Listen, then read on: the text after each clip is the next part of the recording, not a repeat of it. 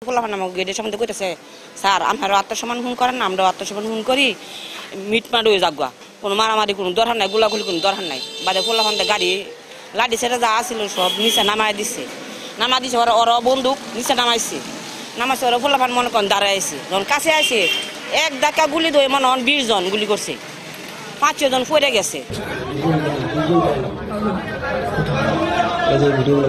ছাত্র আন্দোলনের সময় শিক্ষার্থীদের গুলি করে হত্যা, এরপর লাশ ভ্যান গাড়িতে করে স্তূপ করে রাখার একটি ভিডিও সামাজিক যোগাযোগ মাধ্যমে গত কয়েকদিন ধরে ভাসছে। সেখানে দেখা যায় লাশ গুম করতে তৎপর একদল পুলিশ, যার নেতৃত্ব দিচ্ছে ডিবি পুলিশের পরিদর্শক আরাফাত হোসেন।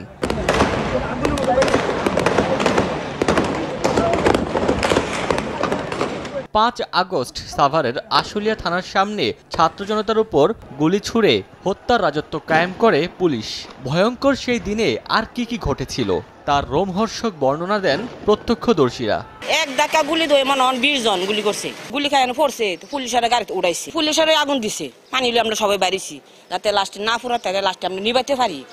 আমগরে সহ গুলি ছুটছে, গুলি করার পর মানুষগুলো মারা গেছে, এগুলোকে পিকআপের মধ্যে তুলে রাখতো। থানার করে খালি রক্ত আর রক্ত, গাড়ির ভিতর থুইয়া পুরাই দিয়ে আগুন থুইয়া আগুন ধরাই দিছে। নিহতের স্বজনরা হত্যাযজ্ঞে জড়িতদের দৃষ্টান্তমূলক শাস্তির দাবি জানান। লাশ তো পুরো আতঙ্ক আমরা চিনতে পারিনি, পরে ভিডিও যখন বাইরেছে ওই ভিডিওতে চিনছি আমরা, ওই লাশ ব্যানার পুরো উঠাইছে, গেঞ্জি থেকে চিনতে পারছি। অবশ্যই বিচার চাই, এটা দেশের জনগণ চাই। এই আন্দোলন কেন? বিচারের জন্য, বিচার চাই। গত 4 ও 5 আগস্ট বৈষম্য বিরোধী ছাত্র আন্দোলনে আশুলিয়ায় পুলিশ ও ছাত্রলীগের গুলিতে নিহত হয়েছেন অন্তত 16 জন ছাত্র জনতা। এই ঘটনায় গুলিবিদ্ধ হয়েছেন প্রায় শতাধিক। সময় সংবাদ, সাভার।